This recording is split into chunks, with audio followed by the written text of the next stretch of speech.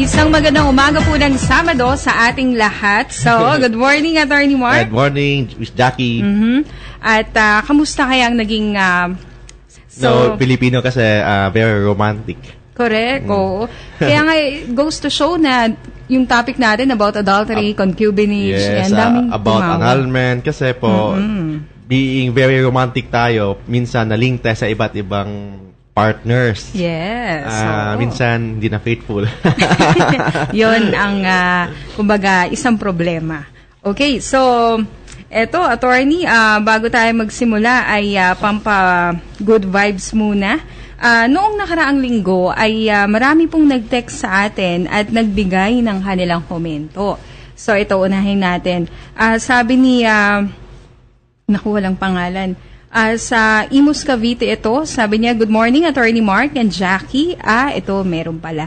I am Miriam Naval, listener of your program every Saturday. Talk to my lawyer. Good program po. Sana humaba pa ang time slot nyo. God bless and more power. Ayan. Thank you po, Ma'am Miriam. Yeah, good morning, Ms. Miriam. Ito pa, si Jane naman, sabi niya, happy weekend po. Dami talaga na nag-request sa atin na ihabaan yung time oras natin. No? Nananawagan ba tayo sa management? Anyway, ito sabi niya, no need na mag-question pa daw. Kumbaga, one for all and all lahat daw napapaliwanag ni Attorney Mark. Grabe yan. Okay. So, tapos dito may nagre-request naman, pwede ho ba maging topic nyo naman po sa batas, may kaugnayan sa mga aksidente sa kalsada, yung duties, rights, liabilities ng driver, yung may-ari ng sasakyan, yung mga biktima. Yes. Ang topic nun is about torts and damages, yung tinatawag sa atin ng Civil Code ng Pilipinas, culpa contractual, culpa aquiliana, and quasi-delict. Pag-usapan po natin in the future. Yes, so lagi ko kayong mantabay dito sa ating palatuntunan.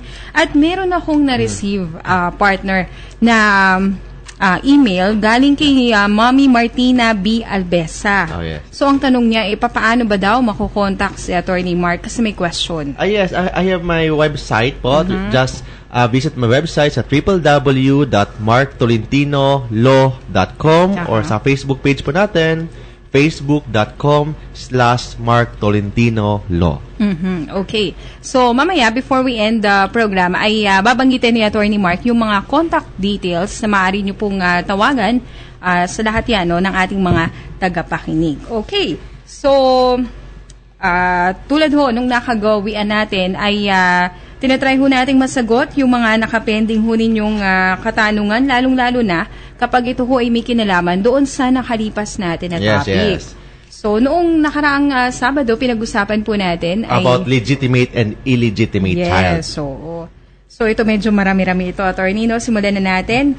Si Ed Santos ay nag-text at ang sabi niya, may anak po ako sa ibang girl. Dalaga pa siya noon. In-acknowledge, illegitimate anak ko at pinirmahan ko yung birth certificate. Yes, tama. Okay.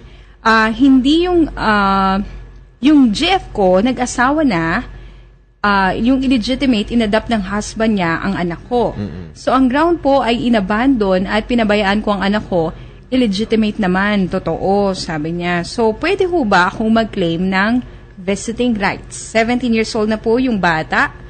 At yung birth certificate ng bata ay binura na ang pangalan ko bilang tatay at inilagay na yung pangalan ng kanyang stepfather. Actually, may mali yung pag-adapt ng bata. Kasi even though yung bata illegitimate child, ang biological parents kailangan magbigay ng consent. If known. With respect to this case, the father is known kasi nakapirma sa birth certificate. So, I think pwede natin i-question yung decree of adoption. Kasi ang epekto kasi ng adoption, tatanggalan ng parental relationship ang magulang. Pupunta na sa adopter. So, yun ang problema ng adoption. It means, kung legal, assuming na hindi natin i-question yung decree of adoption, it means legal yung adoption. Pag legal yung adoption, wala na siyang parental authority, natanggal na yung pagiging parents niya, so wala na siyang visitation right. So, yun ang ibig sabihin nun. So, bago niya i-claim yung visitation right, kailangan niya i-question yung decree of adoption. Sige po, ayan. Si Yoli Vizcara ng Quezon City. Good morning. Tatanong ko lang po kung yung tatay kasal sa una tapos may anak. And then nagpakasal siya uli tapos namatay yung pangalawang asawa. Opo. At may anak din, may habol pa kaya yung asawa sa una sa ari-arian ng asawa na illegitimate naman yung pangalawa? At with respect to that, yung pangalawang asawa is ang marriage na tinatawag yun na bigamous marriage. So kasi bigamous marriage yun, wala po silang karapatan, wala silang tinatawag na conjugal property. Ang mag-govern sa relationship nila is co-ownership. Yung mga properties na acquired nila. So it means, kasi hindi naman na-annulled yung first marriage, may karapatan ang first marriage with respect, yung first wife, with respect to the properties acquired during the marriage. Kasi po, under the Family Code of the Philippines, 1988 nag-start. Lahat po ng property relationship ng mga mag-asawa is governed by absolute community of property. When I say absolute community of property, lahat po na acquired ni husband during the marriage, si asawa, yung babae, may karapatan. Same also na lahat ng mga properties na na-acquired ng babae, may karapatan ang lalaki. Kasi they are governed under absolute community of property. Kahit na yung kumikita, yung asawa, yung lalaki lang, or yung babae lang kumikita. Okay, so meron po pala. Si Cora naman ng Paumbong, Bulacan. Good day po. Ask ko lang po, may kapatid akong hiniwalayan ng kanyang asawa dahil may kinakasama na yung lalaki. May 4 silang anak sa kapatid ko, tapos yung lalaki may anak na rin sa kirida niya. 3. Ano ba ang dapat maging pwedeng kaso sa kanya? Pwede ko bang humingi ng sustento yung kapatid ko sa kanyang asawa kahit mga malalaki na yung mga anak niya? So ina-assume natin dito, attorney, hindi na minor. Oo, yung mga bata. With respect to that, ang yung asawa niya, depende kung gusto niya mag-file ng criminal or civil. With respect to criminal liability, pwede mag-file yung babae, yung asawa, wife talaga, yung legal wife, okay? Pwede mag-file ng concubinage kasi we presume that nagsasama sila bilang mag-asawa yung kapit ng lalaki. Yes. Or pwede mag-file ng violation under RA 9262. When I say RA 9262, violation of women's rights. Kasi po, ang babae kasi, pag sinasaktan mo lang yan, kahit na naghiwalay na kayo, the mere fact that may psychological effect, may emotional effect sa babae, that's already a criminal case under RA 9262. Aside sa emotional abuse, psychological abuse, pwede rin mag-file ng economic abuse. When I say economic abuse, failure to give financial support. Kahit na yung mga bata kasi, hindi na minor, ang support kasi, up to college degree, required yan. Kung may income ang lalaki. And of course, pag legal wife mo pa rin yun, so may obligation ka pa rin magbigay ng support. Tama. Okay, sa Sharon of Laguna, sabi niya rito, good day, attorney, kung ang magulang na-divorce dahil US citizen na, dito sila kinasal, yun bang arraignment sa US pwedeng i-apply dito sa bansa? Yung decree of adoption na na-acquired sa ibang bansa ng mga Filipino na naging US citizen, depende yon kung yung pag-apply ng decree of adoption o ng adoption, US citizen na sila, valid na yan dito sa Pilipinas. Kasi mayroon tayong bagong jurisprudence. According to the Supreme Court dati kasi, kailangan yung pagiging citizen mo, on birth, kailangan US citizen ka para mag-apply ang divorce. Ngayon kasi, upon application, hindi upon birth. Upon application, kailangan US citizen ka na. Pero kung assuming yung American court grant ng decree of adoption, divorce sa US, for example, hindi yan automatic maging applicable sa Pilipinas. Kasi po, ang court kasi, jurisdictional ang decision. So it means, hindi mag-apply sa Pilipinas. Anong gagawin po ng mga Pilipino na naging US citizen? Mag-file sila ng petition for judicial declaration of foreign divorce. Kailangan i-declare or i-acknowledge ng Philippine courts ang US decision. Kasi ang US decision is not a question of law. It is a question of fact. So, kailangan i-prove yan as a fact. So, it means kailangan ipa-certified yan sa US Embassy, kailangan ipa-red ribbon yan sa Department of Foreign Affairs, and also, there must be a proof of the law, of the American law, the allowing divorce. Kailangan i-present yan dito sa Pilipinas. Okay. Ayan, ito. May nag-text agad sa atin. Sabi niya rito, good morning, Attorney Mark at Jackie. Masaya ho kaming nakikinig sa inyo dahil may natututunan kami sa batas. Yes. Especially, may sabi pa ng batas, ignorance of the law excuses no one from compliance therewith. That's why nga ang lahat ng batas ng Pilipinas kailangan i-publish. Kasi pag na-publish yan, it means there's a presumption ng batas na lahat ng mga Pilipino binabasa yung mga publication. In fact, hindi naman. Purpose lang yan, requirement niya sa ating saligang batas with respect to due process. Okay? Yun yan. Yes, ayan. At siguro yung practicality na hindi tayo agad-agad maloloko. Oh, yes. Diba? Of course, at least alam natin yung legal rights natin. Yes. Yun ang importante. Celine of Bacoor, sabi niya, good morning, Attorney Mark. Ang tanong ko po ay kung may batas bang dapat sundin hinggil sa apelyidong dapat gamitin ng isang illegitimate child.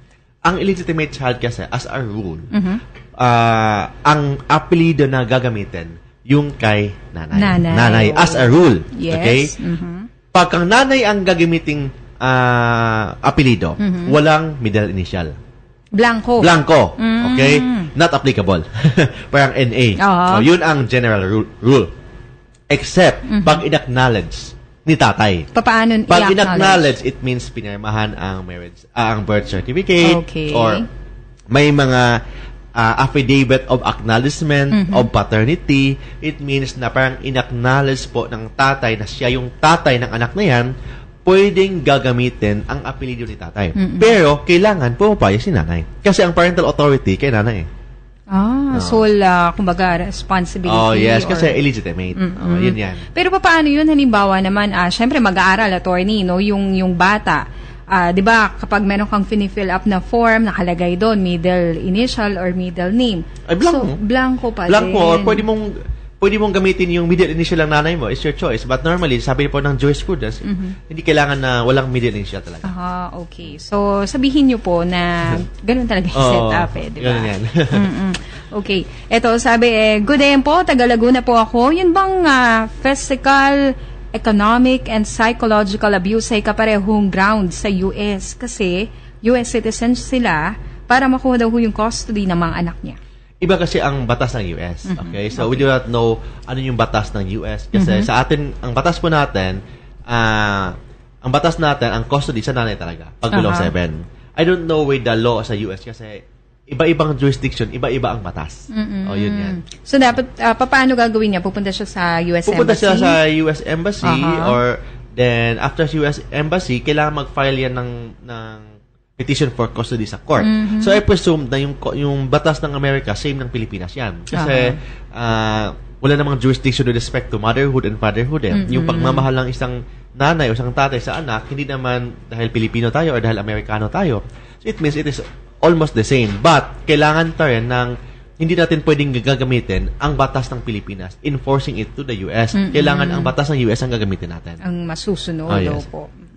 Si RC na taga-Tarlac, paano ho idedemanda ang ama ng aking 2 anak? 10 taon na ho nasa ibang bansa ang ama, walang sustento mula nung ipinanganak ko po. Ang tirahan nila sa Amerika. Okay. So, 2 option. Okay. Kung pwedeng criminal, kung mahigpit ka, or kung may konting kang pagmamahal, civil case lang. Civil case lang. Pag criminal, pwede tayo mag-file ng economic abuse, gagawa ka ng complaint affidavit, i-file yan sa fiscal office. Fiscal office dito sa Pilipinas. Okay. Or, pag umakyat na yung information ng piskalya sa court, pwede po kayo mag-file ng motion for whole departure order para pag umuwi na sa Pilipinas, hindi na makabalik sa ibang bansa. Okay. Ganyan kabigat, Ganyan, okay? So, unless mag-bail. Pero kahit mag-bail yan, pag may order ang court na whole departure order on the ground na hindi siya pwedeng umalis until the pendency of the case, hindi siya talaga pwedeng umalis. Yun ang criminal case under RA 9262. Kung naman, sa civil case naman, ito ang tinatawag na petition for custody. Okay. Petition for custody, pwede i-file, but it's only a civil case. Walang kulong po yan. But the court may issue an order requiring the father to give support. Yun lang. But with respect to kulong, wala yan. Except yung tinatawag na contempt of court. Yun lang ang possible na penalty ng tatay. Opo. Okay, so pansamantala ay puputulin muna natin yung pagsagot ni Attorney Mark sa mga katanungan po nating nabinbin noong nakaraang linggo. At eto, unti-unti na tayong dinadagsa ng mga text messages. Dumadami. Pero ano ba yung ating pag-uusapan for today? Ang pag-uusapan po natin, ang pag-aampon. Ayan. So may kinalaman pa rin Yes, in relation din sa topic natin last week. Okay, so wag ho kayong bibitiw. Magbabalik ho ang programang Talk to My Lawyer. Tayo po yung nagbabalik sa ating palatuntunan at bago tayo dumako dito sa ating pag-uusapan, may kinalaman po sa pag-aampon ay eto, sagutin natin yung tanong ni Chel ng Marikina. Good day po sa inyong dalawa. May tanong lang po ako, ano ho ba ang pwedeng ikaso sa asawa na babae na nagkaroon ng anak sa ibang lalaki pero kasal si babae sa asawa niya? Pwede niya bang hiwalayan si babae? Okay. Dalawang option. Okay, option din. Pag criminal, lalo na may anak na yung babae sa ibang lalaki, very clear yan, may adultery act yan, adulterous act yan, unfaithfulness yan. Pwedeng i-demanda ng adultery si babae. Pwede rin mag-file po tayo ng legal separation. Pwede mag-file tayo ng nullity of marriage. Ayan. So, yung dalawa niyong katanungan ay nasagot na. Ayan. Pwedeng kasuhan at pwedeng hiwalayan. Si Alex ng San Juan. Good day, attorney. Kasal po kami ng asawa ko sa judge. 6 po ang anak namin. Nag-abroad ang wife ko. Nalaman ko na nag-asawa ang wife ko doon at nagkaroon ng anak. 14 years na kaming di nagkikita. Pwede ko ho ba silang kasuhan? Nasa abroad ho sila hanggang ngayon. Pag nasa abroad yung babae, then nagloko doon. Example, nagpakasal doon or may ibang lalaki doon, hindi natin pwedeng idemanda ng adultery. Kasi ang criminal law kasi is jurisdictional and territorial in nature.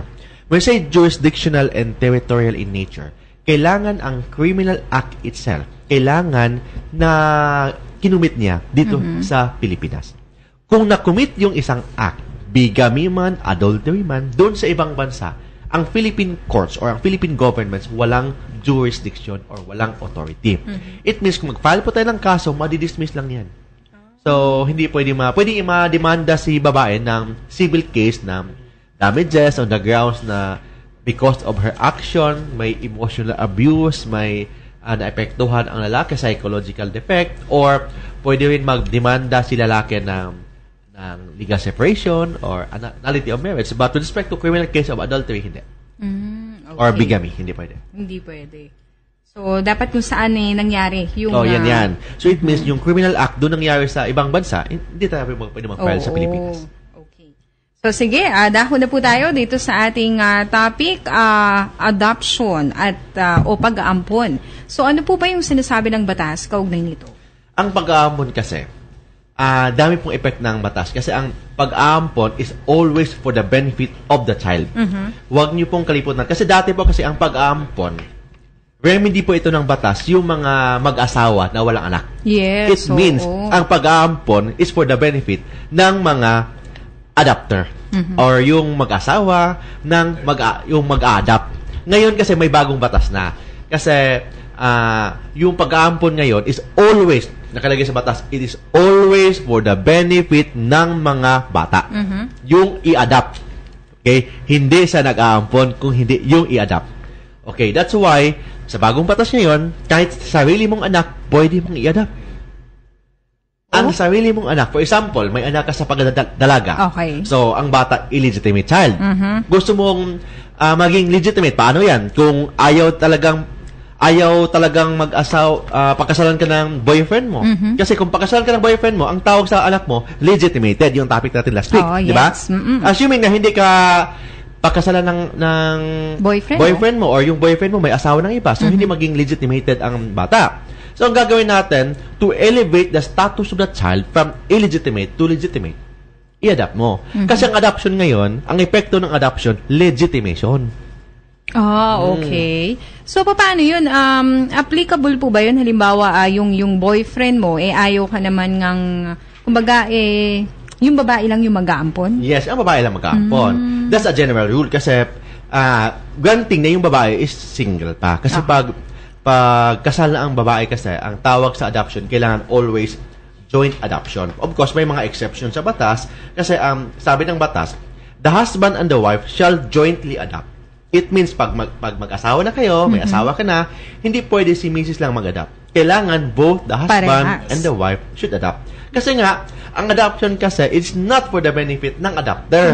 It is for the benefit of the child. That's why kailangan yung mag-asawa ang mag-adopt kasi para wala namang conflict. Okay. May exception sa batas. Pwedeng si lalaki lang mag-adopt or si babae lang mag-adopt. Pwede po yan. Pero may mga requirements. Kailangan yung one spouse seeks to adopt the legitimate child of the other spouse. It means byudo. May anak. Yung asawa niya, gusto niya, yung pangalawang asawa ni byudo, gustong i-adopt yung anak ni byudo sa first wife. Pwede yan. Pangalawa, if one spouse seeks to adopt his own illegitimate child. Okay? For example, may anak ka sa pagdadalaga, nag-asawa ka na. Okay. Yung illegitimate child mo, pwede mo i-adopt, ikaw lang mag-adopt. Hindi kailangan kasama yung husband mo. O yung pangatlo, kung yung mag-asawa legally separated or annulled. Kung legally separated or annulled, pwedeng si Mrs. lang mag-adopt, pwedeng si husband lang ang mag-adopt. Yun lang ang batas as a exception. But as a rule, always joint. It means both the husband and the wife must adopt. Hindi pwedeng si wife lang or si husband lang. Kailangan silang dalawa. Joint. Ayun, yung word na yun. Okay. So, sa pag-aampon ho ba, pag nagkasundo ang mga magulang ng bata at ang mag-aampon, yun ba yung tinatawag natin na adoption? Hindi. Kasi based on practice kasi sa mga barangay, ang ginagawa nila, pupunta lang ni barangay captain, nagkasundo na may kasulatan na yung bata nito ibibigay niya sa isang mag-asawa, tapos na. Minsan binibili ang bata, parang gano'n. Ba't mali yan?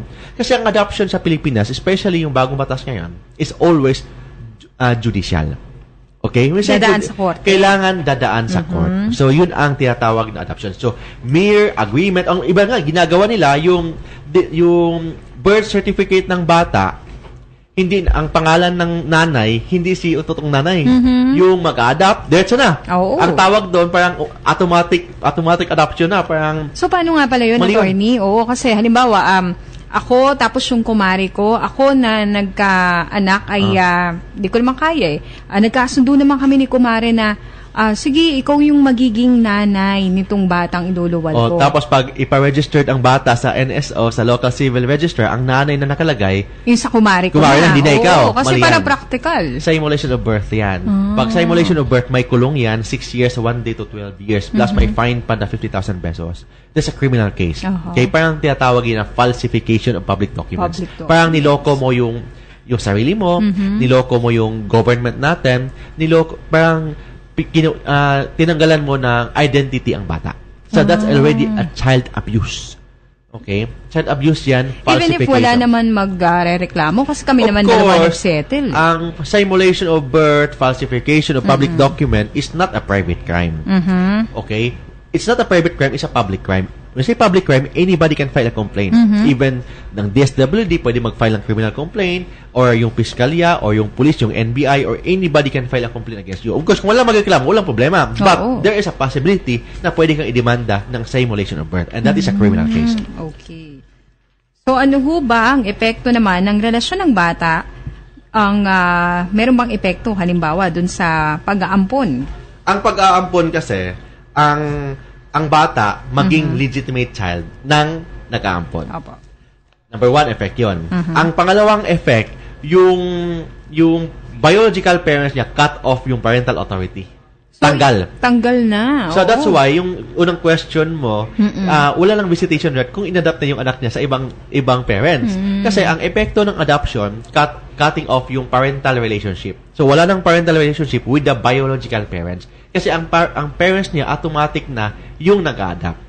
Okay? So pero pwede ba yun, halimbawa nagkaroon naman ng pag-uusap yung biological tapos yung nag-adopt na parents na sige, kahit magkaroon ka ng visiting rights, sabihin na natin once a week, ganyan. Kumbaga, hindi naman talaga obligado. Depende yan kasi pag judicial, kasi lahat adoption judicial. Ang epekto ng adoption, tanggal ang parental authority based on law. Pwede sa own agreement, pwede sila mag-agree na pwede kang bumisita dito, but yung parents, wala lang karapatan na kunin ang bata.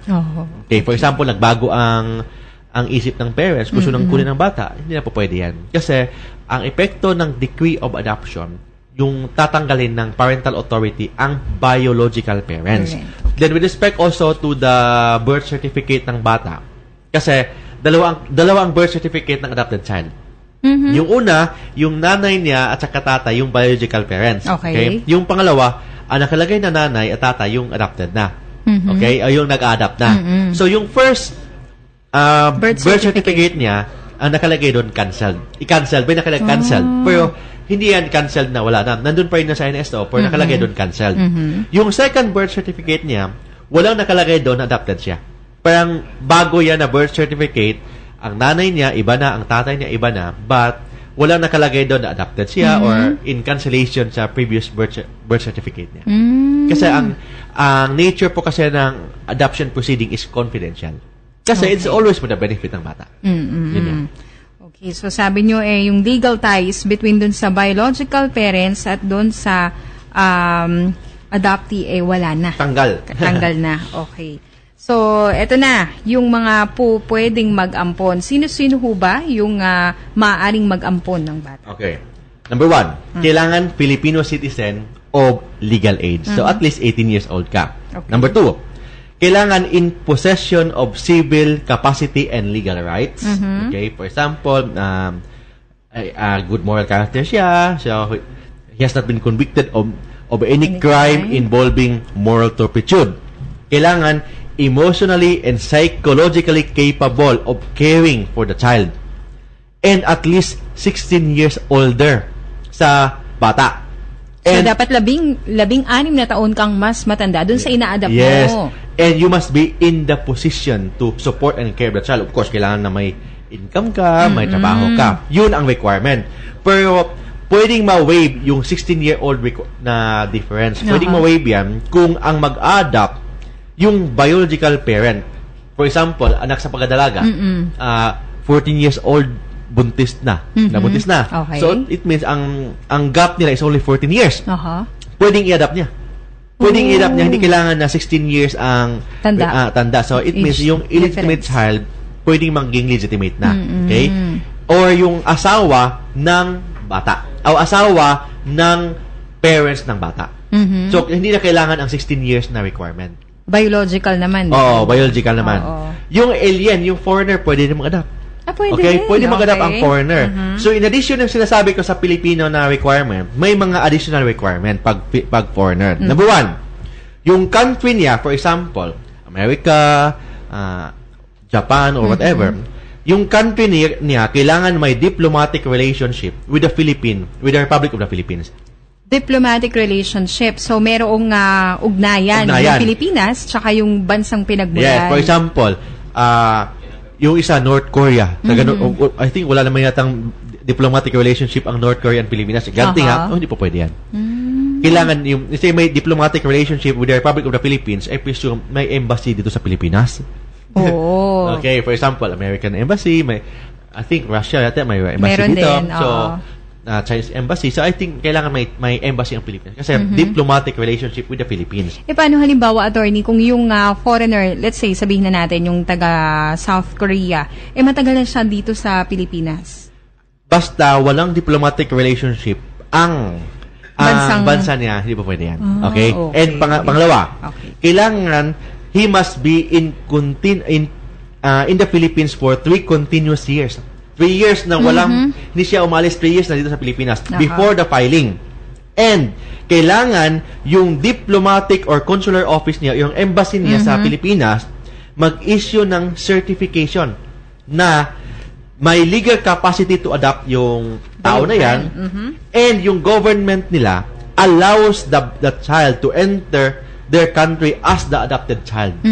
Okay, yun yan.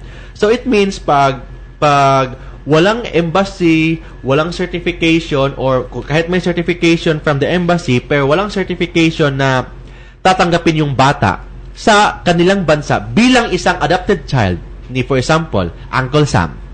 Okay? Hindi pa pwede yan. Kailangan yung certification ng US Embassy nakalagay doon na pwedeng papasok si Pedro, yung bata, sa jurisdiction ng Amerika bilang isang adopted child ni Uncle Sam.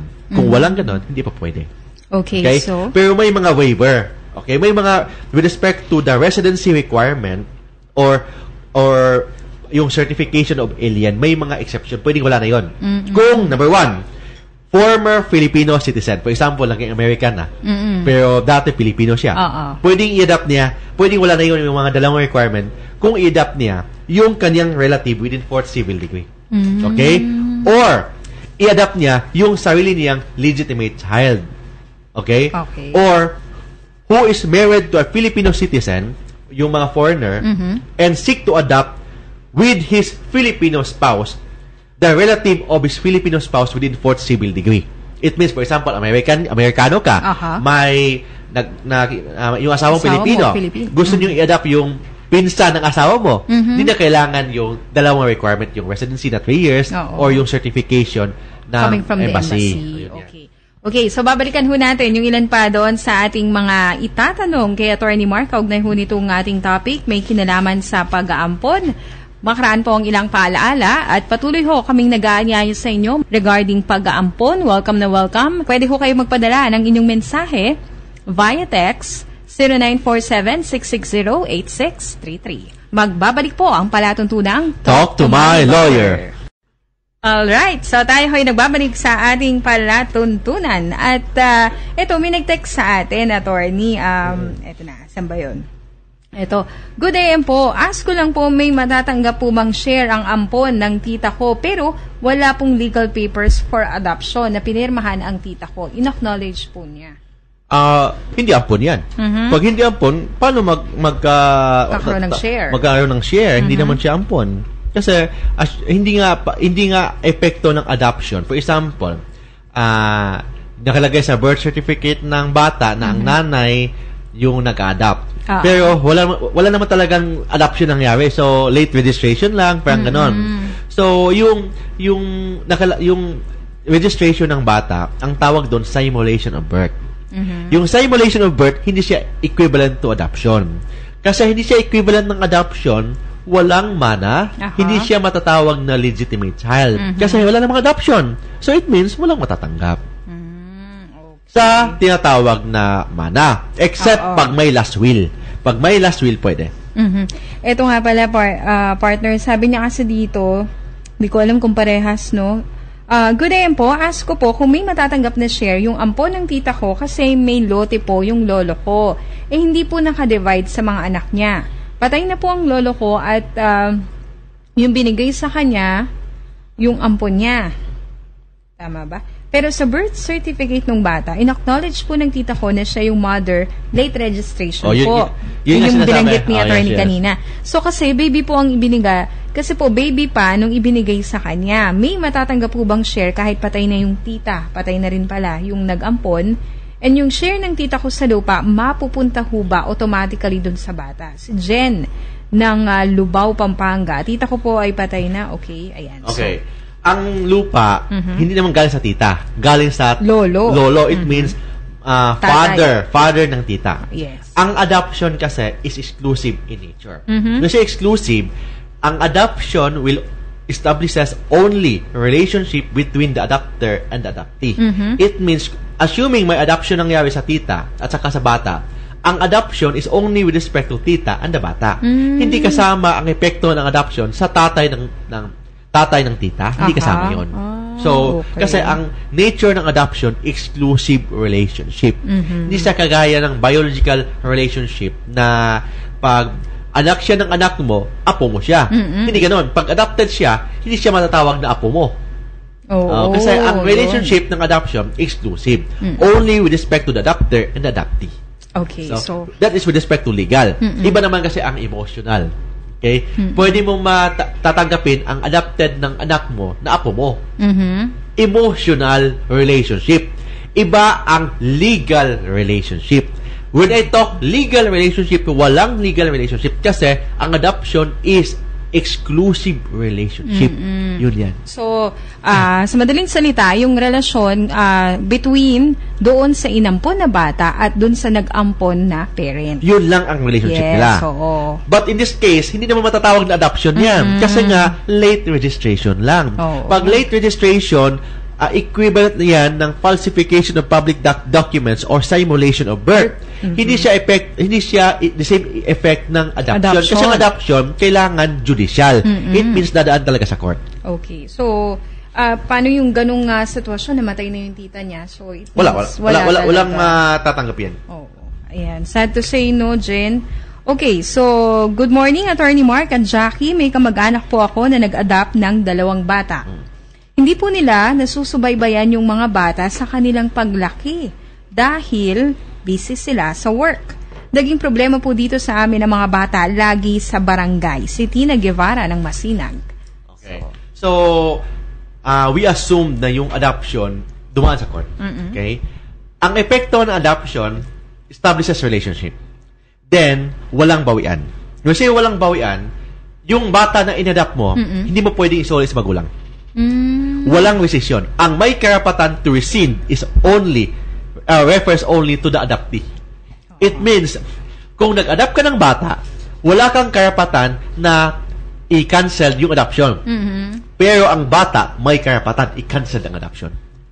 So, okay na. Sandali, linawin po natin. Ayan, sabi niyo po kanina, yung nag-adopt na parents ay wala silang o karapatan na putulin na. Wala. Oo, yung relasyon nila. At ibalik na lang dun sa totoong magulang, yung napon. Nagbago yung isip niya. Ko na, isulit ko sa magulang, hindi pa pwede yan. Hindi pa pwede. Kasi nga, ang adoption, as what I've said, is always for the benefit of the child, not of the adopter. Dati kasi, of the adopter.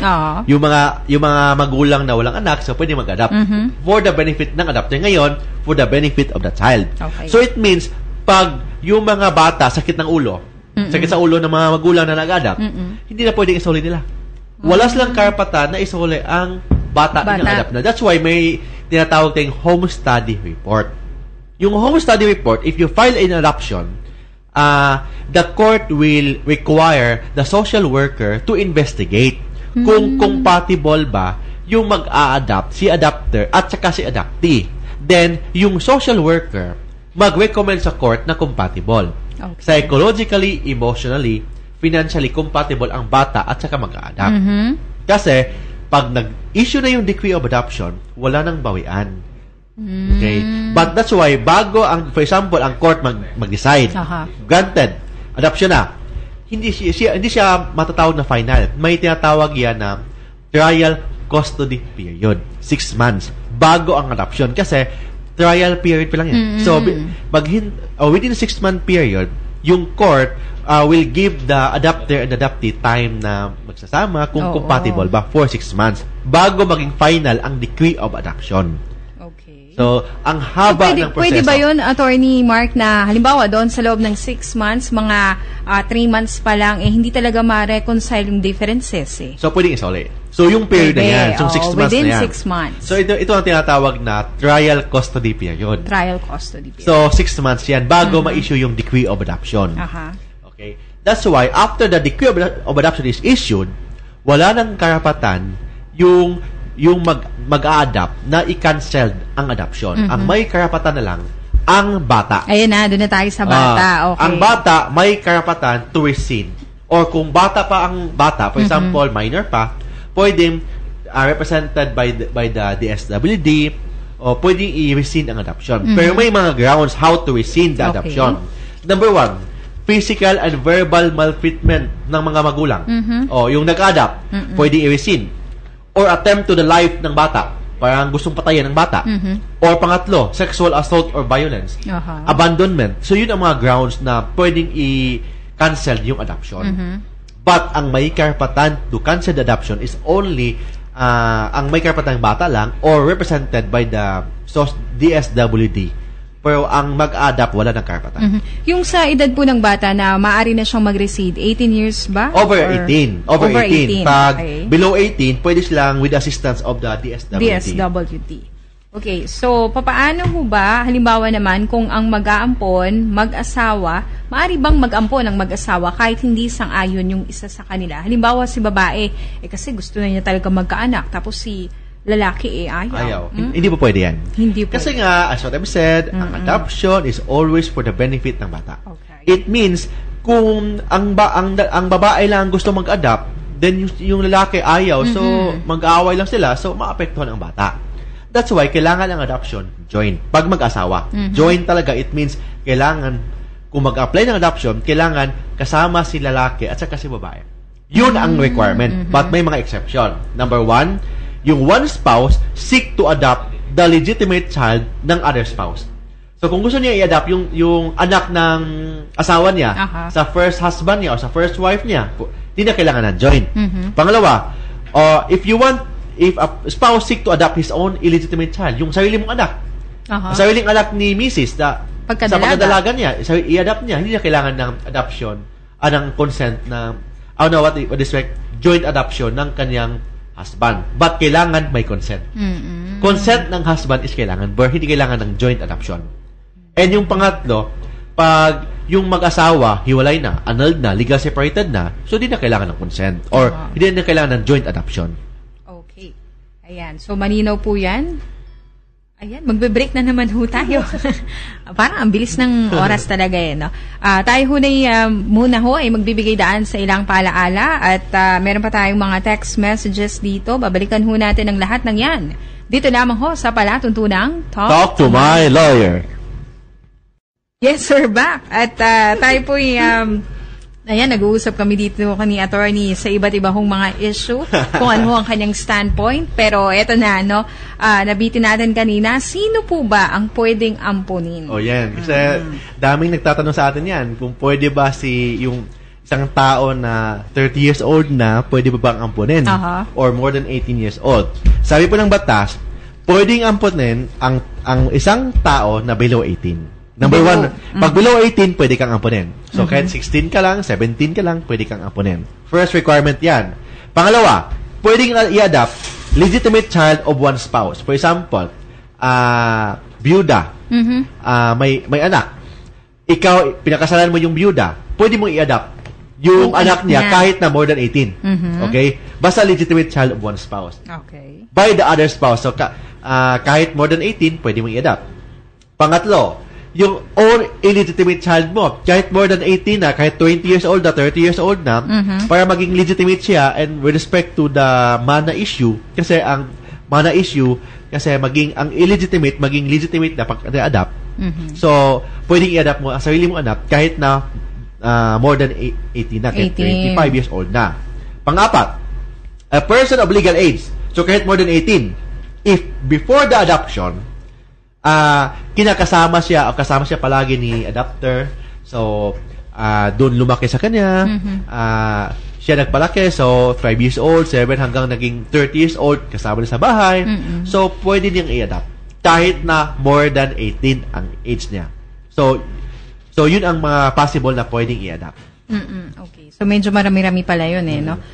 So, it means kahit na you are 30 years old, pero palagi kang kasama yung mag-adopt sa'yo, pwede kang i-adopt. Kahit na below 18 ka. So, walang, kumbaga, hanggang ganitong edad lang, pwede kang i-adopt as long as... As a rule, kailangan below 18. Below 18, Except pag legitimate child ka ng asawa mo o ng asawa mo, pwede kang i-adopt. Or illegitimate child ka illegitimate child ka. So, pwede kang i-adopt ng sarili mong nanay.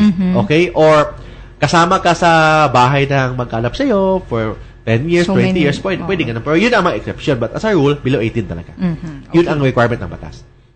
So, kanino ho namang pahintulot ang kailangan para maampon ang isang bata? Halimbawa, ako, gusto kong mag-ampon. Kanino ako lalapit?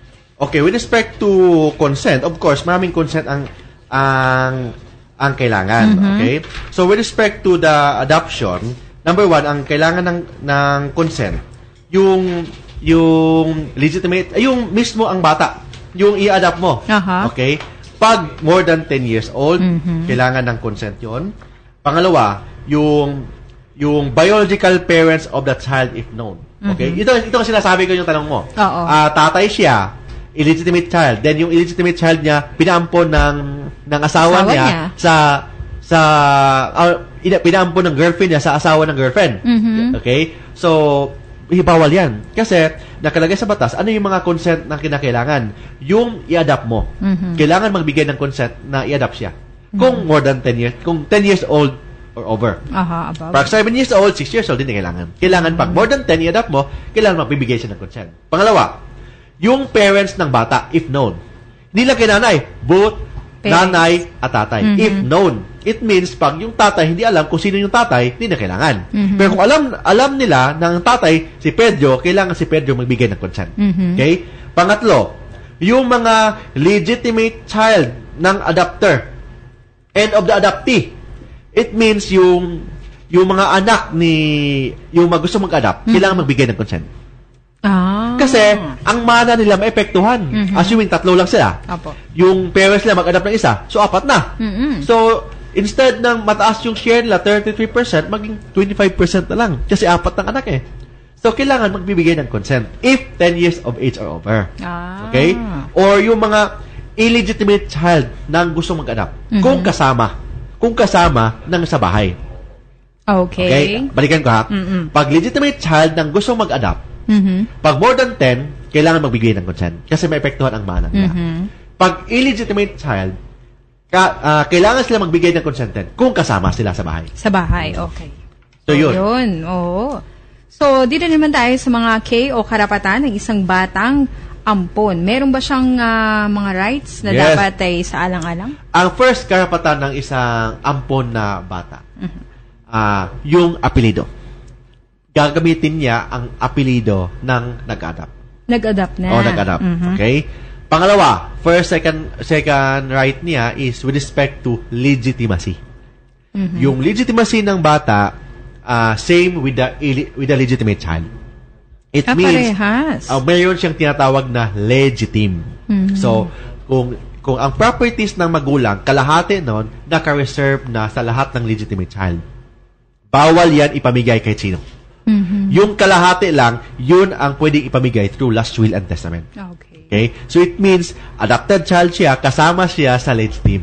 Kasi ang epekto ng adoption, legitimation. And yung pangatlong right ng isang adopted child, may right siya to rescind the adoption. Kung yung mga grounds na sinasabi ko nandun. Yun ang mga rights niya. So kanina napag-usapan ho natin yung pwedeng mga grounds para tanggihan ng bata mismo. Yung, ganon. Yun, magulang na umampon. Okay, paano halimbawa, ito na tanong na natin to. Halimbawa, ito po, kapag namatay ang nag-ampon at walang will na iniwan sa kanyang mga anak, pareho ho ba ang makukuha ng mana? Ito na, sagot din ho natin to, no? So, parehas po.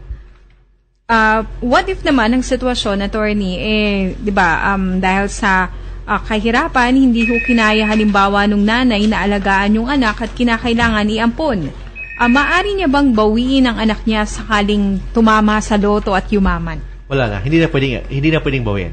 Kasi po, yung adoption kasi, tanggal na yung parental relationship. So, hindi na po pwedeng kunin ulit. Wala siyang karapatan na i-rescind yung contract yung contract yung adoption. Ang may karapatan lang na amend yung adoption, yung bata lang. Hindi pwedeng mag-amend yung biological parents ng bata, hindi pwedeng mag-amend or to rescind yung nag-a-adapt. Okay. So, yan, malinaw po. Ito na doon sa adoption, no? Saan court pwede hong i-file ang adoption? Sa family court, kung saan nakatira ang mag-adapt. Hindi doon sa kung saan nakatira yung bata? Hindi. Family court, kung saan nakatira ang nag-adapt. Okay. So, ano ho yung mga documents naman, papeles, na kailangan po sa pag-aampon? Marami pong mga papeles, of course, kailangan rin i-prove na yung with respect to baptismal, access na mga petition na mga kailangan. So, yung birth certificate ng bata, baptismal certificate, yung school record ng bata, yung mga affidavit of consent, yung sinasabi ko, mga consent, kailangan yon. So, yung child study report ng DSWD na compatible ba si ang mag-a-adapt at saka yung ina-adapt. Okay? Yung ang tawag doon, child study report. Pag alien, pag mga foreigner, kailangan yung certificate from their embassy na may legal capacity sila to adopt and yung government nila pumapayag na yung bata pwedeng papasok sa country nila as the adopted child ng foreigner. Okay? So, yun ang mga requirement. Then, aside sa child study report, may yung tinatawag na home study report.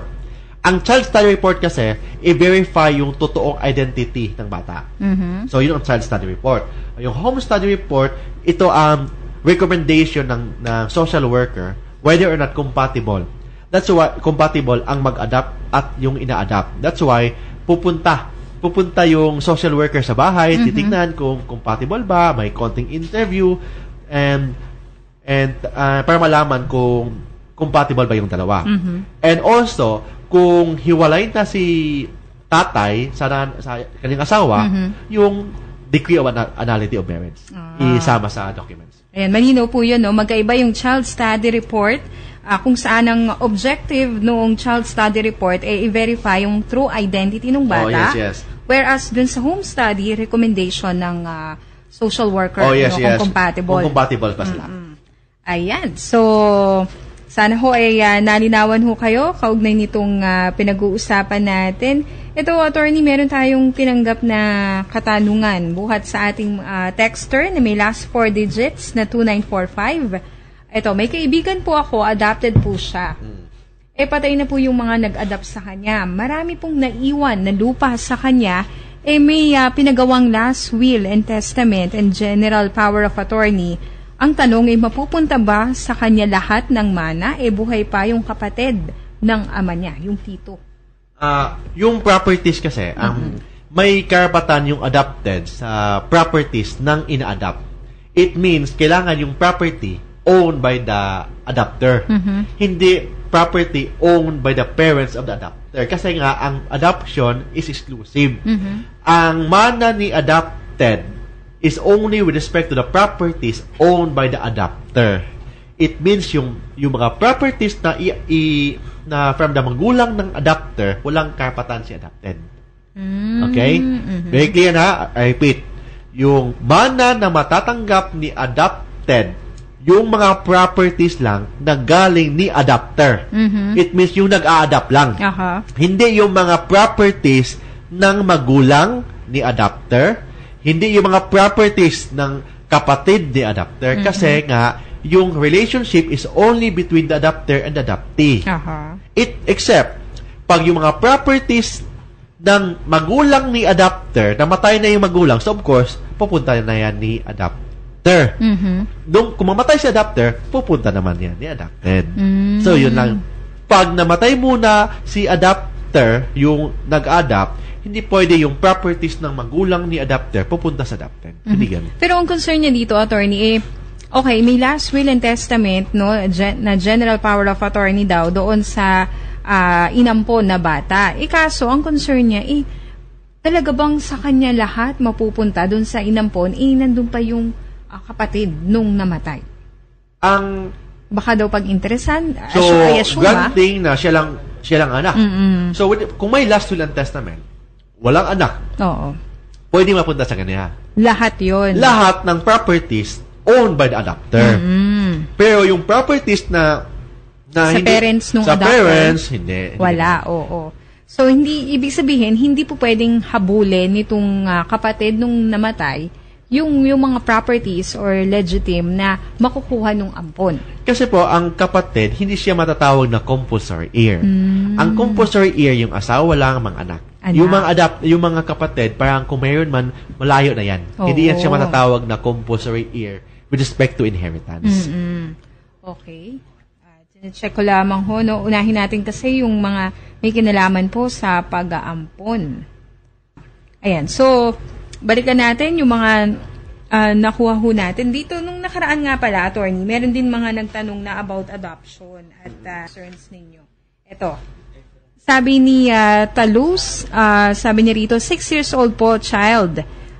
Meron ho ba siyang karapatan na mamili kung saan siya sasama under adoption process? Ang bata kasi, pwede magbigay ng consent. Okay? But, if 10 years old or over, di ba kailangan yan? Yung affidavit of consent, pipirmahan yan ng bata. Okay? Affidavit of consent, yung i-adopt, kailangan magbigay ng consent. It means pag 6 years old ka, wala kang karapatan magbigay ng consent. Okay, ayan. Dapat 10 years. Pero, nakalagay po sa home study report and child study report, kailangan compatible. That's why ang social worker, kailangan kung compatible ba sila. So, pag ayaw ng bata, parang hindi sila compatible. So, it means, pwede mag-recommend ang social worker na hindi sila compatible. So, ang adoption, hindi ma-approve. Okay, isang katanungan na lang bago tayo mag-station break uli. Good day po, ate at Attorney Mark. May constituent po ako, may anak siya. At manugang, parehong minor de edad, may anak. Okay? Lumayas si babae na kasama sa ibang lalaki. May karapatan ba ang lola sa custody ng bata? Salamat po ay galing kay Kapitan Ador Arago ng Barangay Mahabang Parang, Binangonan, Rizal. Yes, Barangay Captain. Yung anak kasi, ang may legal o parental authority, ang magulang lang. Ang mga lolo't lola, walang karapatan. Okay? So, hindi yung lolo't lola, may tinatawag lang na secondary parental authority. Pero hindi sila primary. When say secondary parental authority, kung namatay na yung mga magulang. Doon pa lang ang may karapatan si lola at lola. Lolo't lola. Pwede niyang ampunin, halimbawa yung bata? Pwedeng ampunin kung pupayag. Ang mga biological parents. Walang problema yan. Doon sa kaso niya, attorney, namatay na yung parents Kung namatay na yung parents ng bata, so it means may karapatan na. Ayan, okay. Ang tawag doon, secondary parental authority. Alright, so, dyan lamang ho kayo at magbibigay daan po muli tayo sa isang mahalagang paalaala buhat sa ating himpilan. Sa ating mga kababayan na meron hong katanungan ay welcome ho kayo na magpadala ng inyong komento, suwestyon dito sa ating programa. Text po kayo sa 0947-660-8633 at parati ho nating pinapaalala sa inyo. Pakilagay po yung inyong name and location. Diyan lamang ho kayo at magbabalik ang palatuntunang Talk to My Lawyer. Tayo pinagbabalik sa ating palatuntunan na Talk to My Lawyer. Kasama pa rin po ang inyong mga partners sa batas, Jackie Maestrado. At si Attorney Mark Tolentino. At pinag-uusapan natin, may kinalaman pa rin sa adoption o pag-aampon. Ito, Attorney, sabi rito ng ating texter, may tanong po ako. Binigay po sa akin yung anak ng tiyahin ko at pinarehistro po namin yung bata sa pangalan naming mag-asawa. Okay? Bilang mga magulang. Ayon po sa pagsang-ayon ng ina nung bata. At yung bata ay 22 years old na po ngayon. Di niya alam na hindi kami ang tunay niyang magulang. Paano ho yun? Kung halimbawa naman ay kunin nung tunay niyang magulang yung bata sa amin, okay lang naman ho sa amin. Basta ang mahalaga, napalaki naman po namin yung bata kahit hindi kami mayaman at wala kaming ipapamana na yaman sa kanya. Si Lisa Ramos ng Marikina. Okay. Ang kaso kasi, parang tinatawag yun na simulation of birth. Kasi ang adoption, judicial in nature. Sa bagong batas natin ngayon. Dati kasi, pwedeng may tinatawag na administrative adoption. Dati yun. But ngayon, judicial in nature na ang lahat ng adoption. So it means, yung ginagawa nila is simulation of birth. Yan. Or technically, parang matatawag natin yan na falsification of public document. Kasi, parang ninakawan mo ang totoong identity ang isang bata. So, hindi siya matatawag na adoption kasi parang late registration lang yan na illegal pa kasi hindi naman totoo na sila ang magulang. So, walang mana na ma-receive, may possibility pa na maging criminally liable sila. Yung nag-adopt? Yung technically nag-adopt but normally hindi siya matatawag na adoption. Kasi parang late registration lang, parang matatawag natin yan na adoption in an illegal way. May ganun pala, no? In an illegal way. Kasi legitimate child sila, pwede silang matatawag na may mana po sila kasi required sila ng batas. Legitimate sila. May compulsory year sila. Okay? With respect yung isang anak nyo po na technically na-adopt nyo, when in fact, hindi naman adoption yun. Kasi nilagay nyo lang ang pangalan ng magulang, then binigay sa inyo, pero wala talagang adoption na nangyari. With respect to that, hindi siya matatawag na anak nyo po. Hindi siya matatawag na legitimate. Hindi siya matatawag na illegitimate. Kasi po, wala namang adoption na nangyari. So, it means, yung may mana, yung may karapatan with respect to mana, yung totoong anak nyo na po. Ayan. So, malinaw po yun, no? Wala siyang habol Wala doon habol. sa ari-arian. Kasi hindi naman siya anak. Pero may habol siya kung mag-issue ka ng last will and testament. Kasi po, ang legitimate child, may karapatan lang kahit na you with respect to the legitim, yung kalahati ng properties mo, may legitim. It means reserve yon sa lahat ng mga compulsory heir. Yung kalahati. Yung with the other half of your property, ikaw mismo, tatay, may karapatan ka na mag-issue ng last will. Pwede mong ipamigay kahit sa inido. Kahit na yung yung bata na technically hindi mo adopted, pwede mong bigyan ng share po ng property, but not with respect to the legitim, with respect to the other half. Okay. Eto, sabi naman dito ng ating texter, good day po, ano po ang pwedeng gawin? May last will po yung nag-adopt sa akin, may donation siya para sa akin, tapos sa first part ng testamento, may nakalagay na nagtira siya ng lupa na magagamit niya hanggang sa kanyang kamatayan. Paano po yun? Saan po mapupunta yung naiwan niyang properties? Ako po ang nag-alaga at ako din po ang nagpalibing. Okay. It means buhay pa siya. Patay na. Patay na. Oo. So, ano na po? Ang sinasabi niya, ano daw po gagawin dun sa natirang property nung matanda? Yung last will and testament, hindi yan valid kung hindi dadaan sa court. Lahat po ng last will and testament must be probated. It means when say probated, kailangan i-approve pa yan sa court. Kailangan na-comply nila lahat ng requirement ng batas with respect to last will and testament. Kailangan na kung may expert witness with respect to the handwriting, kung totoo ba talaga na handwriting yun ng namatay. So, yun ang kailangan natin. So, yung property, nasa pangalan pa lang yan ng tinatawag na yung namatay. Di ba? Automatic ma-transfer sa'yo yan kung ikaw yung compulsory heir. Kung because only of the last will, kailangan i-approve pa yan. Pero kung gusto mong i-transfer sa pangalan mo yung property, may bayad yon. Ang tawag doon is you have to pay inheritance tax. That's why I think mataas ang inheritance tax. I think mga 30+% ng value ng property.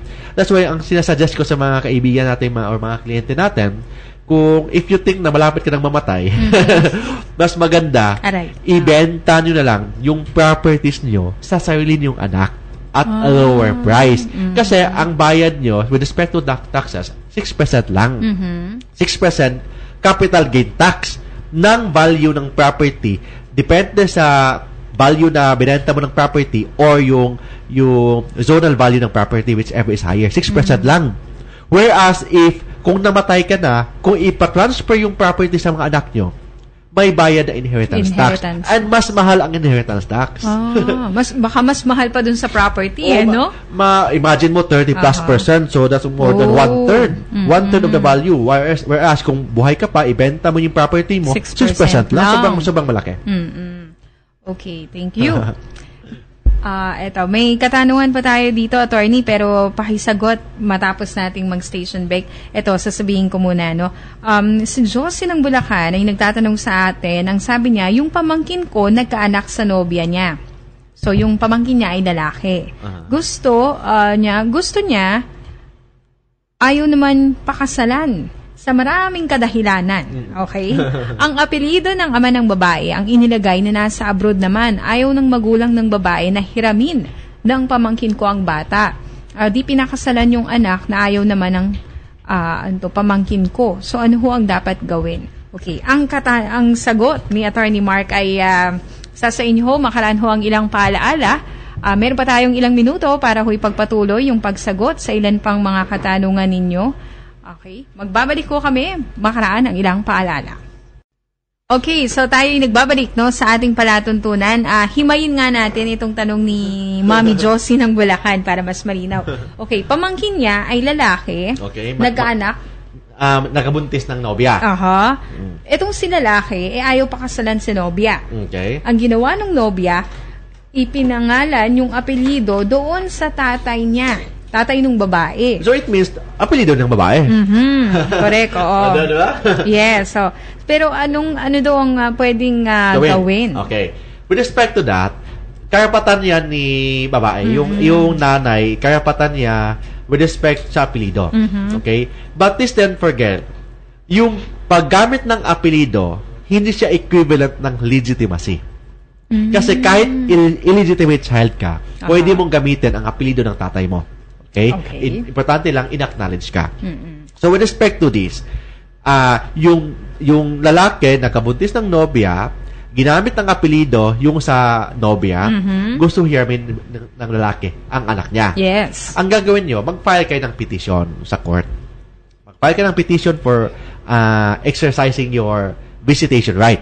Okay? Of course, you can question. Pwede ka din mag-file ng petition for custody. Claim mo yung custody or custody plus visitation right. Kasi pwede mo i-question na dapat sa'yo yung custody, but normally, matatalo ka niyan. Kasi normally, ang custody ng bata sa babae talaga. But try to file a case na petition for custody, i-prove mo na you are the best parent and not the mother of the child. Para kung matalo ka man sa custody, at least may second option ka, visitation right. At least meron ka pa rin makukuha, no? Ganon. Na benepisyo. Ganon yan. Ito po. Sabi ni Romy Cruz ng Orani, Bataan, good day po, ang magpartner kung hindi kasal ay pwede bang mag-ampon at ipangalan sa kanila ang bata? Salamat po. Actually, ang partners, walang prohibition sa batas. Walang prohibition. Ang requirement lang sa batas, kung mag-asawa, kailangan joint. Okay? Pero walang prohibition sa batas kung mag-partner. For example, same-sex na partner. For example, dalawang bading. Okay? Dalawang bading, may mag-partner sila. So, I don't know kung sinong babae nila o sinong lalaki sa kanilang dalawa. So, basta same-sex marriage or same-sex partnership, gusto silang mag-ampon. Yes. I think based sa law, if you're in the law, walang prohibition na join. Basta importante lang, it is always for the benefit of the child. But unfortunately, pag join kasi, pag partnership lang, paano kung maghiwalay? Yun na. So, may epekto ng bata, but may mga courts na mag-agree, may mga courts na i-deny kung joint adoption, lalo na hindi kayo kasal. Kasi ang purpose ng adoption nga is not for the benefit ng adopter, it is always for the benefit of the child. Kasi wala namang guarantee na magsasama kayo for life. Kasi first, hindi kayo kasal. So, anytime, pwede kayo maghiwalay. Whereas pag kasal, pwede kayo maghiwalay, but kailangan mentality of marriage. So, kung same-sex marriage ka, same-sex partnership lang kayo, anytime, pwede kayo maghiwalay. So it is not for the benefit of the child, it is for the benefit of the adopter kung joint adoption. So, parang madidinayan kasi very principle po ng adoption, always for the benefit of the child, not to the adopter. Very clear yan. So, dahil malaking possibility naman na ma-deny. But of course, walang prohibition sa batas. Pag mag-partner. Yes. Okay. Sige. Gandang morning po sa inyo. Si Norma po ako, 67 sa Cavite. Ask ko lang po, anak ko, di pinakasalan ng lalaking nakabuntis sa kanya. Verbal lang po binigay sa akin bago binyagan at ang mga magulang po ay kaming lolo at lola. Ang apelido, ang dala. Okay? Ang tanong ko po, may parte pa rin po ba o may say pa rin po ba yung bata sa ari-arian namin? Okay. Kasi po, panganay ko, di payag na bigyan ng bahagi yung pamangkin niya na ngayon ay pinalaki kong kapatid nila. Pero, alam po ng bata na siya po ay apo ko at di ko po anak. Okay. Yung apo, with respect to compulsory yung sa mana issue, ang may mana, yung mga anak lang. Okay? For example, yung apo, may mana siya sa tatay niya, sa nanay niya, hindi sa lolo. Kasi may anak naman yung lolo, so yung property ng lolo at lola doon sa anak niya. Sa mga anak talaga. Hindi siya automatic sa apo. Yung apo, pwedeng magkamana sa lolo kung iampon ng lolo or yung last will and testament ng lolo at lola nakalagay. Kasama siya. So with respect to the other half, di ba, sinasabi ko, mayroon tayong legitim. Yung legitim, yung kalahati ng property mo, reserve yan sa compulsory heir. Yung kalahati naman ng property mo, may karapatan ka na ipamigay kay kanino. Pero kailangan through last will and testament. So may kasulatan pa rin po. Yes. Ito, may concern naman dito. Yun pong apo ko ay 5 years old na. Ngayon, illegitimate child po, wala pong middle initial. Yung pangalan. Ang tanong magkakaproblema ba ito pagdating ng araw? Wala namang problema kasi nakalagay sa ating jurisprudence na pag illegitimate child talaga, ang ginagamit na apelido, kinanay. So, of course, walang middle initial yan. But yung iba, ginagamit nila, wala namang prohibition sa batas, yung ginagamit nila middle initial, yung middle initial ng nanay. Nanay, oo. Bali yung apelido nung nanay niya. Oh, yes, parang gano'n. Ayan, sige. Okay. May inadapt ang uncle ko na 58 years old na ngayon. So, noon, wala silang legal adoption papers na ginawa. Ngayon po, hinahabol ng kapatid ng uncle kong adopter yung property ng adoptor.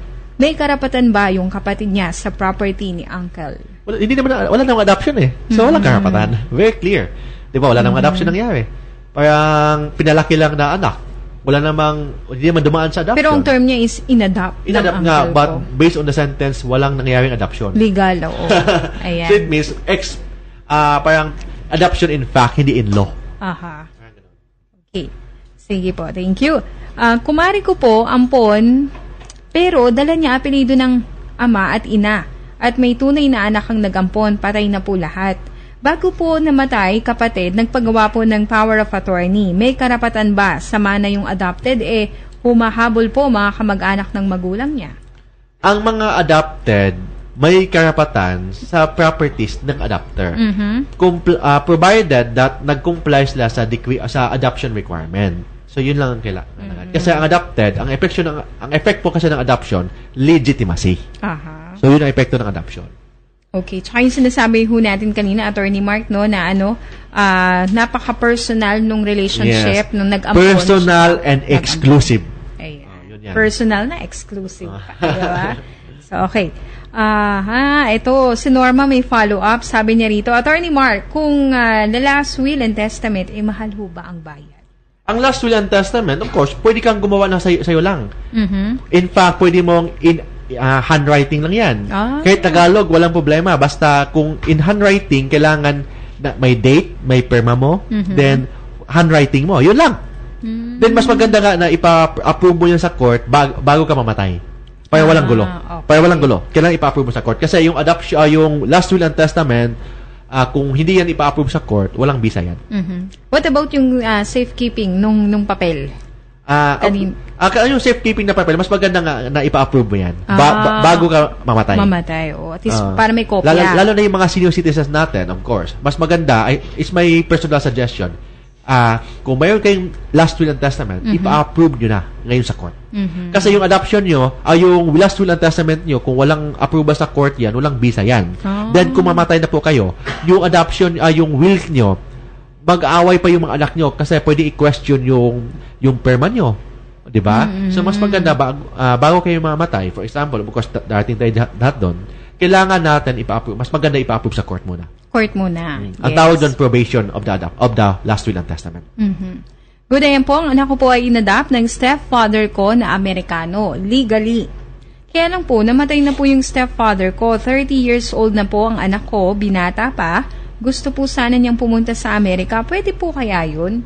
US citizen po yung stepfather ko. Salamat po, si Annie ng Mexico, Pampanga. It means, yung adoption kasi, yung adoption, yung adoption kasi ng ng American, 'di ba may certification from the US government na tatanggapin sila. But hindi siya matatawag na US citizen immediately. Okay? Kasi iba naman yung adoption sa biological. Iba kasi ang batas ng Amerika. Okay? So, I cannot really answer yung decree ng adoption, law of adoption ng Amerika. Okay? Okay. Ito po. Good day po, Attorney Mark. May pinaampon po sa Cisco, nagpa-adopt ay ang family ko sa probinsya. Pumunta dito ng Manila, nabuntis siya ng iba. Di pwedeng iuwi sa probinsya yung anak na nakilala ng lalaki. Kasi ang paalam niya mag-work, kamalasan na buntis. Pinaampon at gumawa sila ng kasulatan. Ibinigay po sa Cisco kasi yung sister ko, wala silang anak. Mag-asawa, may problema po. So, paano kaya yun? Hindi pag-aampon nga yan. Kasi nga yung kasulatan, wala yan. Parang it's a mere scrap of paper. Wala yung evidentiary value, wala yung legal value. Kasi lahat nga ng adoption, based on Philippine law, Kasi I don't know with American law. Kasi they're asking about American law. Based on Philippine law, lahat ng adoption, judicial. Kasi judicial, dadaan lahat sa court.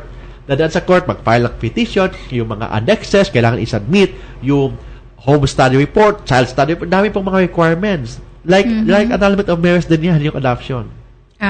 Okay. Ito, good day po. Yung auntie ko, may sariling anak, isa, nag-ampon po ng 2 bata, baby. Magkaiba ang magulang, pinarehistro pa nila noon sa pangalan nila. Ngayon po, patay na po sila at naghahabol ng mana yung nag-ampon.